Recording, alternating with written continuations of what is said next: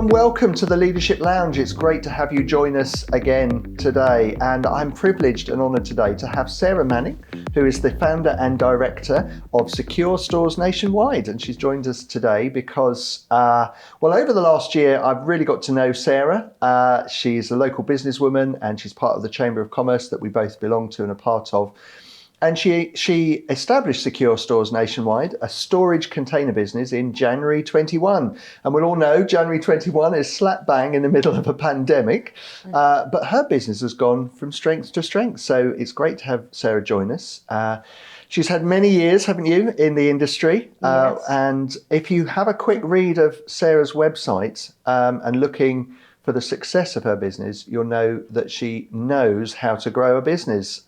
So that's what we're going to explore today. We're going to explore in the Leadership Lounge a topic of building business. So thank you for joining us, Sarah.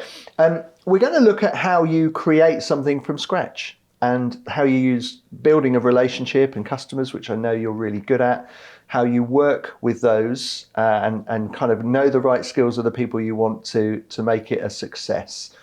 So for our listeners today, whether you run a business or not, there's so much we can learn from Sarah around how you start and run something that you love. So let's join us with Sarah in the Leadership Lounge. Sarah, welcome to the Leadership Lounge. Thanks, Colin. It's great to have you.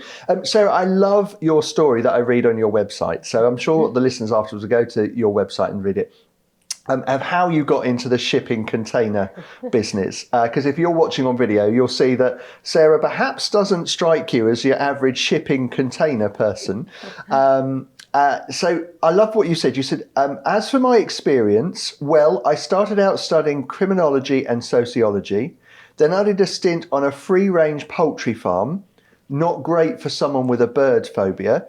I didn't like the idea of 16,000 chickens creeping up behind me. At least containers don't follow you about. So I love that story. So tell us a little bit about your story, Sarah, how you went from avoiding chickens to shipping containers. Well, it was sort of an accident. The best way to describe it was that I didn't know what to do or what I wanted to do in the future. So I thought to myself, I would like to get into an office environment within a business and learn something, learn some skills, get some experience. You see jobs advertised all the time and they always say, we'd like some experience in this area or that area. So getting that experience was really my first goal. So I had to look around locally to see if there were any jobs around at all that were going in offices. And one came up locally for a company that sold and rented shipping containers. Yeah. So it was an admin and sales-based role, and I thought, this will do for a while. I can get my experience, and then I can move on and move into a more interesting industry. As it happens, 15 years later, I'm still in that industry. Yeah. That's how it began. So it wasn't the love of big metal boxes that drew you to it. It was that opportunity for you to grow and develop your kind of administration, office skills that's at the heart. Exactly right. And I think that's one of the biggest things I've ever learnt, is that really you don't actually always need to have a set industry that you want to work in. Yeah. Sometimes a place is just the right fit and you can enjoy working in a business environment, watching things grow. Yeah. And you can have just as much passion for shipping containers or anything else that might, on the face of it, sound quite boring once you're in the thick of that environment and enjoying it. Yeah, great. So many people have seen shipping containers if you live in Suffolk, as we do. There's various sites that are popping up now, aren't there, with lots of these giant metal boxes. And you just kind of said, it isn't so much about shipping containers. So what is it, though, that about buying, selling and renting containers that brings you joy? Because you said it isn't so much the containers itself. I love the customer interaction. So it's really great building relationships with clients. You get to know them so well. That's if you look after them and they come back and they buy more. So you need to do the right things. But it's great getting to know people and essentially making them happy. So you do what you say when you say you're going to do it, and you do it well. And you can then take pride in what you've done and finish the day feeling pleased and content and you've had a good day at work. Yeah. So what you're talking about there is this real sense of relationship. Yeah. And building that relationship with your customers. You talked about, doing what you said you're going to do by when you're going to do it. So then they know there's that consistency, and it's that interaction and delivering something that they need that will help them. That brings you the joy. It's not so much the metal box. It is. Yeah, absolutely. And it can be really enjoyable and rewarding, making someone else's life easier. Yeah. You know, if it's simple for them to come to you and place an order and get what they need and know that it's going to turn up when you say it's going to turn up and it's going to be in the condition that you've promised, then their life is made easier. Yeah. So I know from talking to you before, but also from reading on your website, that you've been in the business for years. But we said earlier, back in January 21, in the sort of height of pandemic time, you decided to set up your own business. Now, in some ways, setting up your own business is scary enough, but doing it in a pandemic, you decided to, really go for it. Yeah. What is it that made you decide on building your own business? Well, I think it's always going to be scary, and sometimes you just have to take that leap. Yeah. It's something I have been thinking about for a long while. But taking the final plunge, it takes a little while. You have to get used to the idea. It's not an overnight decision usually. But really, I just wanted to have the freedom to do things exactly how I wanted to do them. I wanted to build the business in exactly the way I wanted to do it. Yeah. Whilst the previous business I worked at was wonderful, and I had very many happy years there, a number of years ago, we sold the business to a larger corporate business.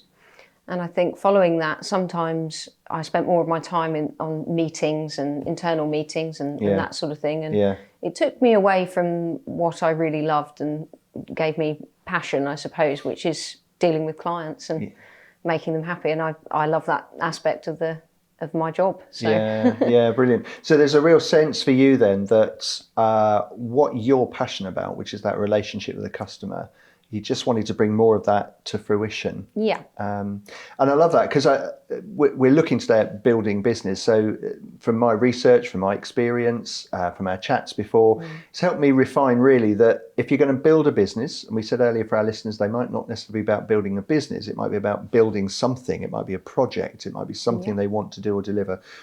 It comes down to 3 Ps, which was purpose, promise, and passion. And passion's the one that you've just kind of mentioned. So I think it'd be good for us to explore those. So that sense of purpose, that it's your passionate purpose and it's meeting a need. Promise, that what you promise is clear, consistent, and you're regularly checking that you're delivering what you promise. You've already hinted at that already. And this passion, that there is a real focus to what you do, and this sense of serving your customers as part of that. So let's explore those elements together to kind of help our listeners. And so this first one is about your purpose and your vision. How important is it for you to have a clear purpose to your business? So I know your business is shipping containers, but how important is it to have a purpose? I think it's essential, really. It really, before you decide you're going to go and create a business, obviously you need to think about what's it going to be? Yeah. What am I going to do? What are my product offerings going to be? How am I going to deliver this? So really those are the sort of first steps, thinking about what you want to do. The important part then is also communicating that to your clients. So for example, in the instance of a website, it's your way of interacting with the client. They may not have picked up the phone, they may have found you online. So you need to speak to them and tell them clearly what you do, what you're going to provide, and any extras, like, what else is going to be a perk to trading with you? Is it going to be your service, your quality? So getting those things right and laying that out, you need to work out what your web pages are going to be. Yeah. So it sits as a driver underneath everything you do, doesn't it? Yeah. Yeah, because otherwise if you're not clear on that, I mean, we talk to people in our leadership training about be clear in order to get clear. If you're not clear yourself, it's hard for somebody else to pick up that clarity, isn't it? It is, and it doesn't just stop there. It even continues when you're getting an order, communicating with the client, so everybody knows what the expectations are at all points. What's going to happen next in the process, in the order process. Yeah. And communicating that clearly is essential, I think. Yeah. So what would you say is your is your purpose to your business? I mean, in some sense, it seems a bit of a silly question. Well, Colin, we got shipping containers, and doesn't Sarah then ship them to people? Yeah. But what sits at the root of what you do? I think my purpose really is to provide the best quality and condition shipping containers that I can with the best possible service to clients and make them happy. Yeah. So what I'm hearing there, it's all about quality for you, quality Yeah. containers and quality service. Yeah. And depending obviously what they're buying, if they're buying a brand new one or if they're buying one Yeah. that's, done a couple of trips, obviously that will vary, but you want the very best quality in each of those contexts. You do. And you want the service to be quality too. Yeah. Yeah. So that's your purpose. And one of the things again about our purpose is we should know it, but it should also meet a need. So whether that's a project or in your case, whether it's your business, what need do you think you're meeting? Well, I think luckily, as in with most industries, to be honest with you, there are competitors out there who fall down on in those areas. So there is a need for that, and I hear it from my clients. Yeah. A client doesn't want a shipping container to turn up covered in mud if they're about to sublet that again to a client. In the example of self-storage, they might not have water on site, and frankly, they probably don't want to be washing a brand new container that's just been delivered to them. So getting that right from the off, it's just making their life easier and keeping things simple, really. Yeah. So it's meeting that need, and again, it comes back to that quality. Yeah. That what's turning up is fit for purpose and is good quality, will be good for their business as well. Yeah. Yeah. Lovely. So you've started up this business.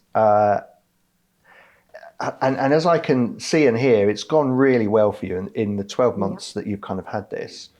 But has it all been plain sailing, even in the midst of a pandemic? Has it been an absolute breeze, or have there been challenges that you've gone through? I think with every business, there are always challenges, and they don't stop after your first year. There's always things that happen that you have to manage, and but in particular, so starting off, it's a scary thing. You start on day one and you think, well, is the phone going to ring? Yeah. Will anybody call? Does anyone want to buy anything? But you've got to manage those things as they crop up, and if the phone's not ringing, what are you going to do about it? Yeah. You need to be proactive and not just expect things to come to you. Yeah. And there are lots of things. It doesn't have to cost a lot of money. There are lots of things you can do. You can go onto Instagram and Facebook, find your ideal clients, follow their pages, interact with them. Yeah. It's a subtle way of getting your business known and your brand in front of people.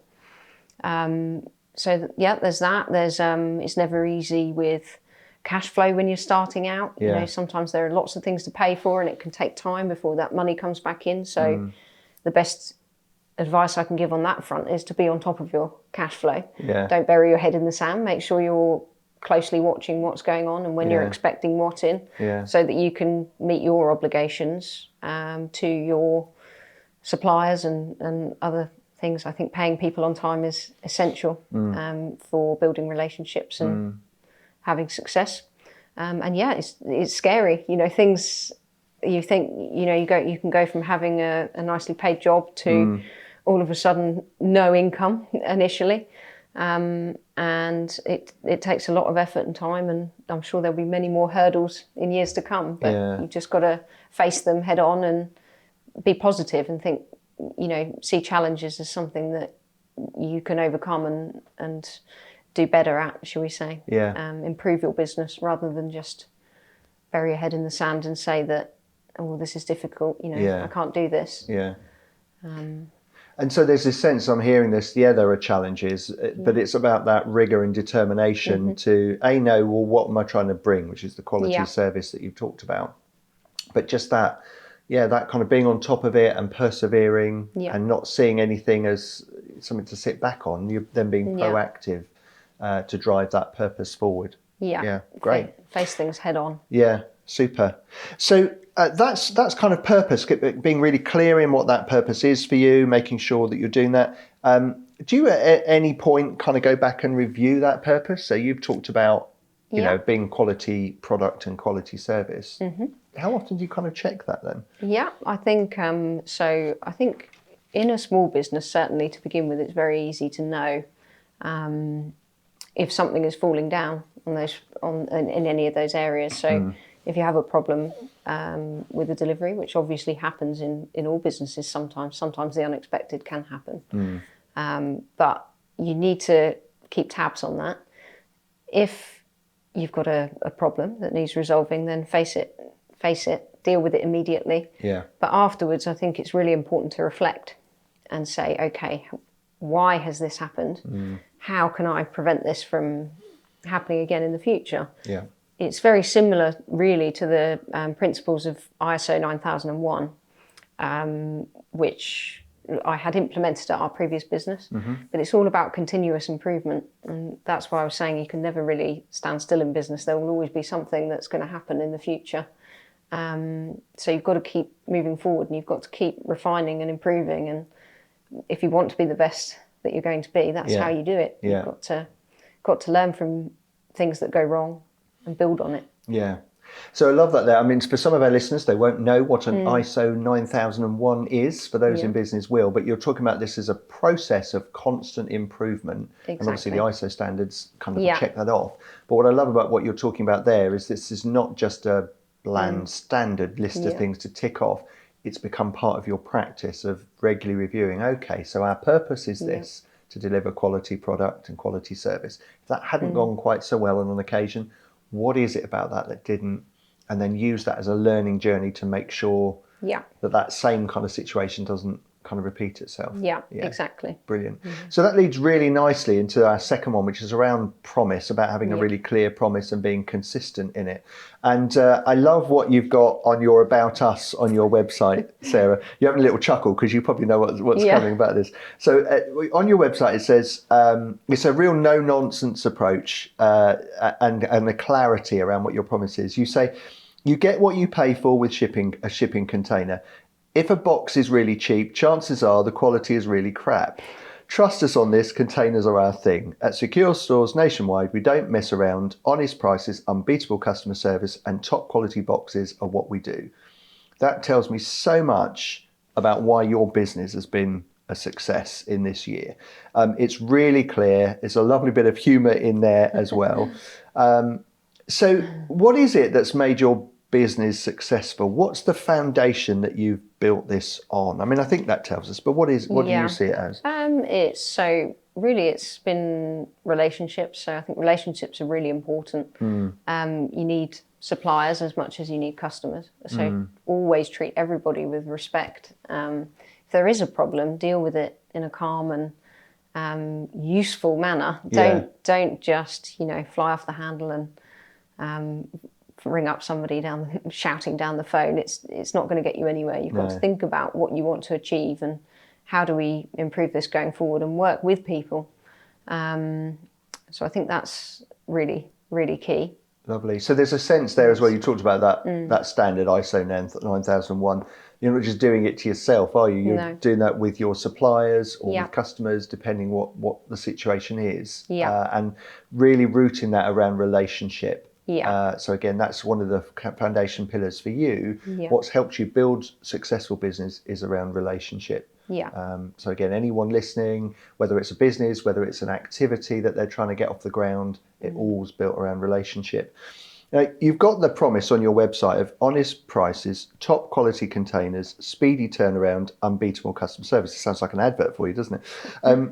But how does having a simple promise help you build and maintain? Because as I read that, it's really clear and simple. Quality product, quality service is what you're sort of basing this around.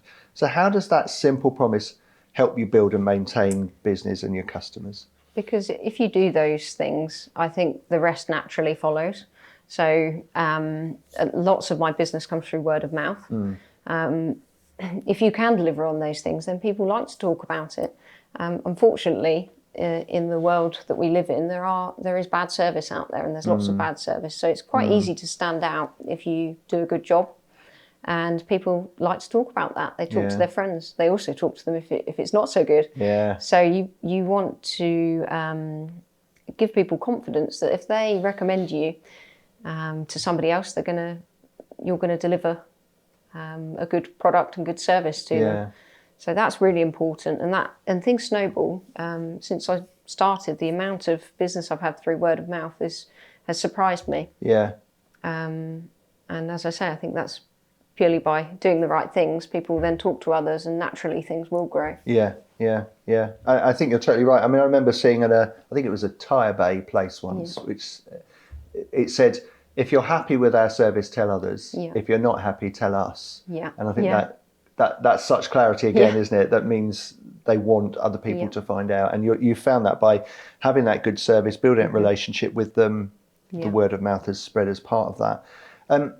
So, one of the things you've talked about unbeatable customer service in your promise, you've talked about it there. And I've come across so many businesses actually during this time of COVID that are just using COVID as an excuse for service. And we know there are pressures on businesses at the moment, isn't there, with workforce, etc. But what then for you makes really good service to those that you're helping? Well, you just touched on the pandemic there, so I'm just going to give an example. So supply has been very difficult and patchy in the last sort of 12 plus months. Yeah. So with the shipping containers, there's been lots of logistical problems getting them across from China, which is due to port congestion and trucking shortages. So not as many have been flowing through. Now that presents a challenge because there's a need and a demand from your clients, but things are not arriving and in stock ready to go always. Yeah. But there's no reason why you can't manage that situation well. So communication. Communication is really important. Not over-promising. Only promise to clients what you know you can deliver. Yeah. And if something is beyond your control, then it might be wise to perhaps extend the lead time slightly and then narrow it down nearer the time. But just explain to them what's going on and why, so that they feel in the picture. Keep them updated. You can track a ship and say to them, look, this is where the vessel is. You can give them, I went as far as giving them the name of the vessel and a link so that they could track it and see wherever it was on the high seas. Yeah. But I think that's really important, communication and doing things well. So yes, there will be challenges sometimes, but you've got to talk to people and follow through with what you say you're going to do. And I love what you're saying there, that quality service then is built around relationship. You're not just seeing them as a thing, you're seeing them as a person that has an interest in where their product is. So I love that, even giving them the name of the ship so they can follow it through. And you're talking there about this sense of under-promising and over-delivering, aren't you? Yeah. It's, it's a simple age-old thing that, and as you say, particularly if things are outside of your control, like a ship, coming across from China. Yeah. With all the challenges you said at the moment, just that keeping people posted as well, ongoing communication. Yeah, that is a key to quality service. And that's why people are then coming back to you, and that's how you build your business. So I'm interested as well about how you maintain quality. So you're talking there about some things beyond your control as well. You talked earlier about making sure the containers, when they turn up, are clean. Yeah. How is it you make, they're containers, they could get a bit grubby or dirty, I guess. They're travelling on roads and seas, but how do you maintain quality? So I have various companies that I partner with. So these are subcontractors, so it's really important. Yeah. It's something that I'm not in direct day-to-day control of. They're managing their own workloads and so on. But setting out clear expectations and liaising with them regularly to make sure things are as you want them to be is really important. So when they arrive, though, a yard will take them in for me, and then they will check them over and give me an estimate for any work that's needed doing. Do they need steam cleaning? Do they need? Is there a scuff to the paint somewhere that needs touching up? Yeah. It's quite important for me that I have the relationship with those people in those yards, and that they understand what my expectations are. In terms of quality, they need to know that I'm happy to pay for that work to be done, but I would like it done. And so that's really important, I think. And if something does go wrong, talk to people. Don't, if they make a mistake and they accidentally let out a container which is not in the condition that I would expect, I would talk to them about that. On a good level, and not, you don't pick up the phone and ring up and rant. You address it, and you talk to them about how can we continuously improve and make sure this can't happen again. So I love what you're saying there around, first of all, it's about finding people that share that common agreement with you around the standards. It's then about ensuring the clarity and communication of those standards right at the beginning. This is what we're trying to deliver. So everyone is really clear on that, isn't it? And then you've talked about that check and balance, that how are things going? Are we maintaining that? And if there is a problem, then addressing that straight away so the standards don't slip. So it's really key ones there is about really checking out who you partner with. Do you share those common values and purpose? Exactly. And then getting that clarity together and then checking and maintaining that kind of relationship on how it's going. And that's really important. And if someone doesn't fit with you and your business ideologies, then unfortunately they're probably not a partner for you. So it's not something that's sensible to move forward with. So how often do you, I mean, we've touched on this, you're reviewing in the sense of how's it going with that kind of, partnering to deliver the product. So how often do you talk about this 9001, are you doing this daily? Is it weekly? Is it, if there's a problem, how often are you reviewing it? I think you need to, so when a problem arises, I think the important thing is to deal with that in terms of talking to the client immediately. Don't leave it to fester. Talk to the client, come up with a resolution that they are happy with, that means that they're happy and things are as they should be. So that's always my number one priority if a problem arises. But then it's just after that you need to reflect. And it's best done there and then when things are fresh in your mind. But sometimes it takes some thinking about. And there might not be an obvious solution that's immediately in front of you, but you have to spend some time to think about that. It might take a few days, it might take a week, and suddenly you might have a brainwave. For something that you can implement that means that's less likely to happen again. I've been doing some stuff recently on some of our blogs around improvement and about this key point, first of all, of recognising what it is and then reviewing, and this sense of reviewing of saying what I'm seeing, what did actually happen, and then considering what it was about the environment or me or the person or the situation that played in this, and then being able to have that open and honest kind of consideration and what's the one or two simple things I need to change as a result of that. Exactly. So is that the kind of process you go through? Yeah, that's exactly right. Great. Okay, so there's this sense then about that our purpose is really clear. We need to have a really clear promise. It's consistent. We're regularly reviewing how we're doing against delivering that. And so the last one, which actually was the first thing you mentioned, which is around your passion. And the first part of passion is where your focus is. So for you in running your business, I think our listeners might already be able to guess what your focus is, but what is your focus? Always the customer. Okay. So without the customer, there's no point. You might have the best logistics in the world, but if you don't have any customers, then there's no point. So always the customer is number one. So what do they want? What are they looking for in a supplier? And getting that bit right. The rest of it, you then mould around that. So you've already gained some customers already. So do you check out from them? How is it you find out what your customer needs, both proactively and then as you're building customers? I think so. Listen is one of the key points. So a customer may ring up and tell you what they're looking for. Ask the right questions. Listen. Find out.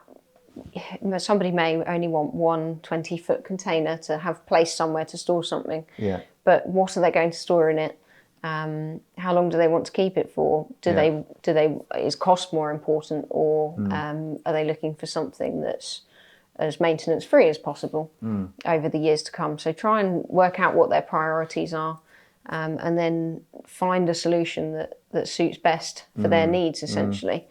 And I think it's really important to listen to that, and you will need to guide them if it's something they haven't ordered before. Talk to them about delivery, what that entails. Can a truck even get into their site? So there's lots of things to talk about and guide them through. But then I think it's really important after you've delivered a product to actually just pick up the phone and give them a quick call. You don't have to take up loads of their time. Just ask a few quick questions. how was the delivery? Were you happy with the driver? Were you happy with the container itself? Yeah. And that's something I will always try to do as standard on every delivery. And things come out of that, you find something out.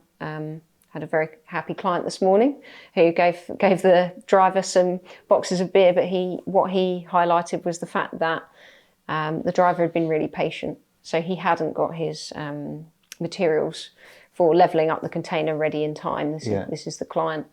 And the driver just waited patiently while he went round the corner to wherever he needed to go and get some concrete blocks. Yeah. And I specifically partner with haulage firms that are patient and not standing there watching their watch, Yes. making the client feel uncomfortable. Yeah. Because at the end of the day, 10 minutes out of your day is not gonna ruin everything. Yeah. So that's important. But I can then feed that back to the driver in question, who will be pleased to receive the feedback, and actually that then spurs him on to do better and be better. And really, it's important to say thank you, I guess. I love that feedback loop you're talking about there as well, isn't it? It's just getting it from the client, feeding that back to your subcontractor, which actually you're praising what you want to see. It then perpetuates that quality that you're after. Yeah. And I love the principle you're talking about. You're really listening to understand, which in my business is the coaching principle. Listen to really understand what the client needs and then try and address that. And if I may, Sarah, I remember being at a networking event with you, and there was somebody who wasn't even your customer at that point. They might be, who knows? But who was just talking about what they were doing, their organisation, and how they might be looking for a container. And I think you followed that up with an article or something you'd seen. Something that might be useful to them, because I think it's very easy to be in a rush on the phone or, in person with people and I'll get to the point, what do you actually want? Well, actually, a lot more can come from things when you listen and you talk around what somebody's doing. There might be some value you can add there. You might not be earning from that, but it may, in turn, give the customer the peace of mind that you are a partner that they want to work with. It's not all about every last pound and penny. No, sometimes you're totally right. It comes back to your relationship thing again, doesn't it? You spotted in that person there might be something that could help them. I mean, we do a similar thing here. Someone will be talking to me around coaching stuff, and then I'll come across something. I think, I remember that person was talking about that article, that podcast might be really useful. And like this morning, I forwarded a podcast link to someone that really would help with them with what they'd been talking about. Exactly. I had an inquiry yesterday from somebody about, do you do coaching in this arena, which is around public speaking? And I was saying, well, we can help you in this way, but if it's specific public speaking, then there's this organisation I came across. They might be helpful. So again, it's just seeing them as a person to develop relationship with, isn't it? Rather than just a customer. It is good when I do think the most solid relationships can be a two-way one. So you help each other. The customer might ring you in a panic because they've planned in a delivery and then something's changed on their site and it's the last minute and they need to cancel that delivery. Usually there might be a charge for something so last minute from a haulage contractor, but what can you do to help them? Can you go the extra mile? Can you ring another client and say, actually, are you ready for your delivery slightly earlier? Swap things around. And try and find a solution to try and cause the customer unnecessary grief, because things do happen. And so it's about helping each other, I guess. Again, all down to that relationship, isn't it? So we hear a lot in business about networking and marketing and sales. But I just wonder, how do we really grow our customer base? You've had a big growth for yourself this year. So how do we grow our customer base? What is the best marketing? I think you have to remember that people, your reputation is very important. So how you handle people, as I say, if there has been a problem, how you've resolved that is really important. You can sometimes turn a negative into a stronger business relationship if you have a problem and you handle it correctly. People will remember that and they don't forget it. So reputation is really important, I think, and that's something that over the years in the industry I've found that since launching my own business, people are keen to help me. And I think that's because they know that I will always help them as well. So it's as I say, a two-way thing. So reputation, marketing is really important. It's all well and good saying, "Oh, I'm here and I do this," but do people know that? Have they seen your website? Are they following you on social media? How do they know you even exist? And there are so many elements to that. So it does depend partly on the type of business that you're running, but I think social media is really, really effective, and it can often be very cost effective. So doing that right can help. Because in the old days, we would have had to pay for an advert in a newspaper or something, or exactly. a magazine, whereas now actually it can effectively go out. That's it. And people tweet and retweets, etc., as part of that process. So what's the important thing that you market about yourself? Because you talked about reputation, you've talked about relationship. Is that what you market? Yeah, that's what I would market to people. I would let them know and make sure that they understand and know that they're going to be dealing with someone who's honest, and that they're going to do what they say they're going to do at the end of the day, and deliver a good quality product. So it's all back to those key principles. And I think people do often, sometimes when you're just talking to a client, I think they can get a sense of the sort of person you are, and whether you share their values. And if you do, then that generally can spark a good start to your business relationship.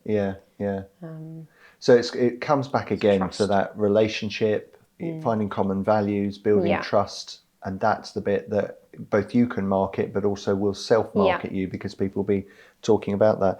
So the other bit's around sales. And now clearly you've sold a few. How many containers have you sold?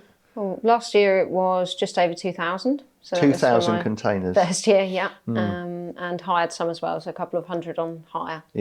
So it was a good first year. It's great. So clearly you're doing something well around sales. So without perhaps, letting all your competitors into your secret, is there tell us your secret. When someone makes an inquiry of you, how do you turn that inquiry into sales or into business? Or have you told us it already? I just talk to them like a human being, and as I say, find out what their needs are. What are they really looking for? Can I match a product with that and the service?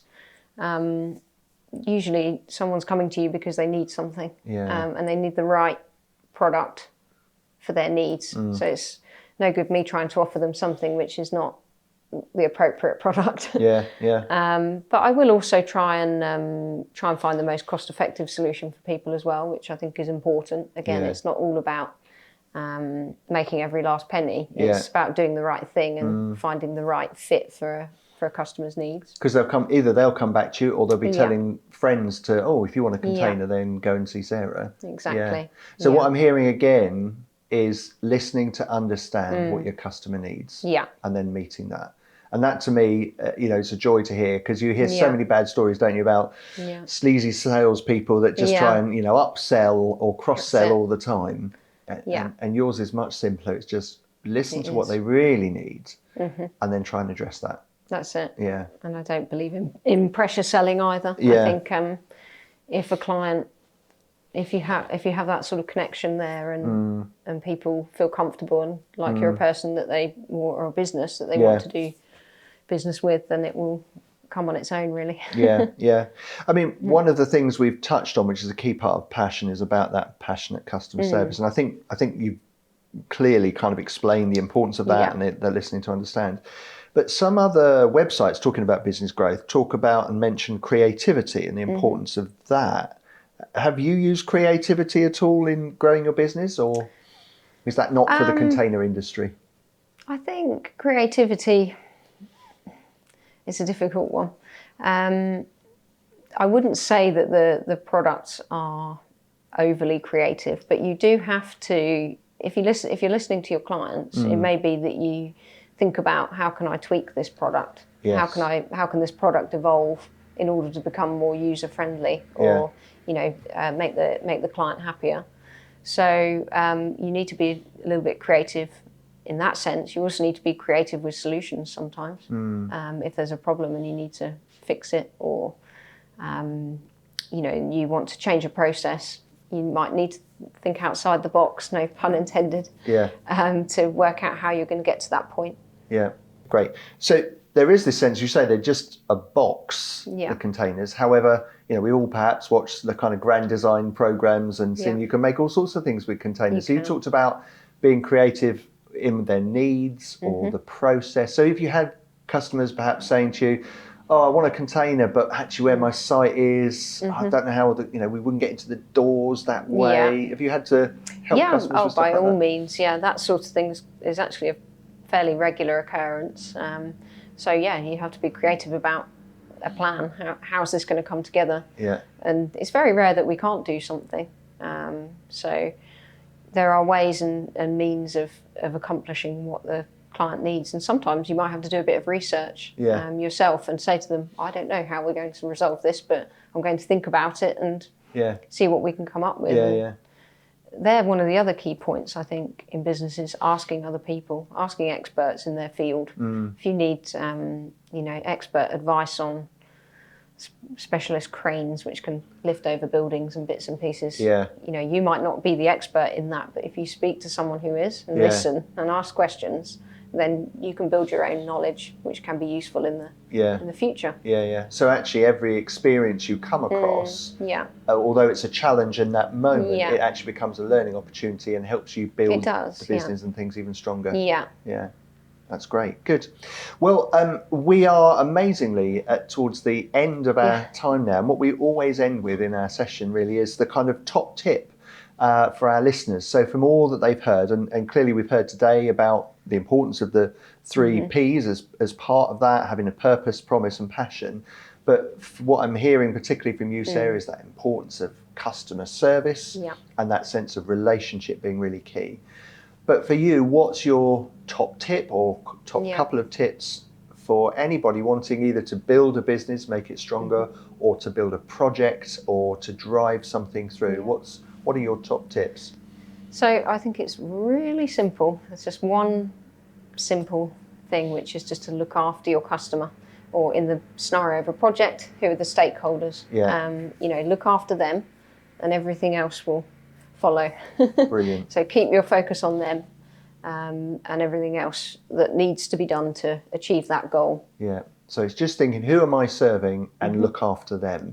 And as we've gone through today, you've talked about that importance of building relationship with them, really listening to understand them. And as a result, when your focus is on that, it'll grow organically and naturally as part of that process. I think so. Brilliant. Lovely. Sarah, thank you for joining us today on the Leadership Lounge. Thanks for having me. Thank you also for our listeners for joining us again. And it's been a pleasure and a joy, Sarah, catching up and talking this through. And for our listeners, I hope you've really benefited from hearing how the key things of building your business.